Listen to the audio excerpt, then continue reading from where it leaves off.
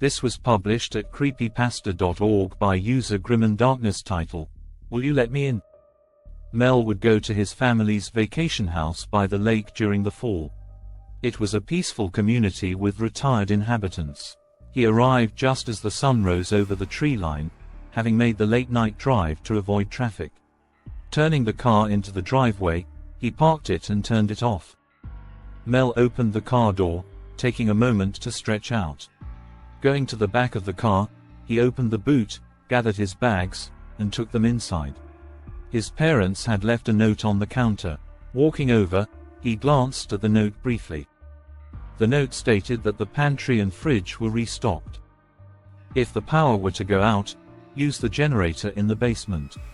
What confused Mel was a scribble at the bottom left by his sibling, leaving a warning. Whatever IT says, and no matter what IT does, do not let it in. Was this a joke since it was close to Halloween?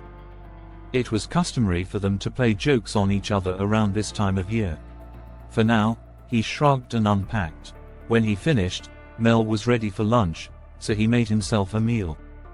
While sitting there, though out of the corner of his eyes, he could have sworn that he saw something move outside.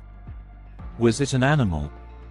The neighbors have pets. It could also be some of the local wildlife. His dad has reported seeing deer in the area, though it certainly did not seem animal-shaped. After finishing his lunch, Mel cleaned up. He then took his dishes to the kitchen, rinsed them off, and put them into the dishwasher to be washed later. Placing a hand over his mouth, he yawned, looking at the grandfather clock in the kitchen. Should he go for a walk or lay down for a nap? Mel figured staying inside with whatever was looming outside would be best. On his way through the house, he checked the windows, pulled the curtains closed, checked the doors, and closed the sliding door shades. Stepping back from the sliding glass door, Mel could have sworn that there was a slight tapping against the glass. He decided it was just the shades moving from being closed and went to the bedroom. Before long, he was fast asleep. After some time, the sun had gone down considerably, so Mel opened his eyes. Getting up from his bed, he reached over and clicked on the lamp on the bedside table. He took a moment to rub the sleep from his eyes before he stood up. Upon entering the living room, the automatic lights lit his way, but he stopped halfway when he noticed a silhouette outside the sliding glass door. A pair of hands and a face pressed itself to the glass, staring inside. Mel was thankful he had closed the blinds. Taking a deep breath, he stepped back slowly, only to see the figure's head jerk in his direction. "I can hear you in there. Won't you let me in?" He kept quiet, not answering.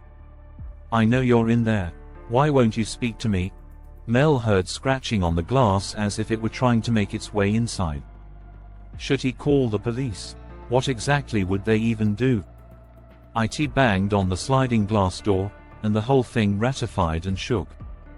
"Let me in, let me in, let me in." Retreating to the primary bedroom, he crawled under the bed. Mel pulled out his cell phone, tapping 911 onto the screen. Waiting for someone to pick up, the glass shattering made him jump. He lost his grip on his phone and dropped it. Mel could only watch as it bounced and slid from under the bed. Going to reach for it, he quickly retracted his hand upon hearing footsteps as if someone were dragging their feet. "Hello? 911. What is your emergency?" A man's voice spoke from Mel's discarded phone, which was out of reach.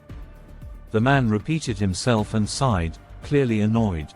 He then mumbled about prank callers and how this happened every year.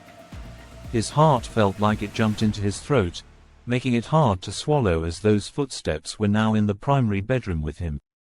Staying still, Mel heard the bed creak as if someone or something was crawling across it. Holding his breath, he wished it would just go away. Slowly, the side of the comforter rose. It first lowered its long black hair, and then its face appeared. Its features contorted with a matching twisted and upturned smile. "Why wouldn't you let me in?" it hissed angrily. Mel screamed, fainting from shock. He did not know how long he had been out and awoke when his sister Wynne called out for him. Opening his eyes from his place under the bed, he saw that it was now daylight. Had it left him alone?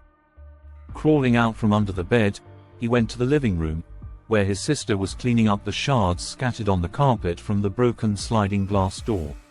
Wynne looked at him over her shoulder as he approached. "There you are, Mel. I tried calling your cell phone, but you did not pick up. Sorry, sis," Mel apologized. "Say, Wynne, about that warning you left with the note on the counter," he inquired. Wynne was silent for a moment before frowning. "Oh, that, when I was here a few weeks ago, I thought I saw." She shook her head before asking, "What happened to the door?" He wanted to tell her what she had warned him about was real. Knowing Wynne, she would brush it off, saying Mel was trying to prank her since they did every Halloween, but not this year. Whatever was outside, desperately wanting in and had gotten in, left Mel alive. Next time, he may not be so lucky.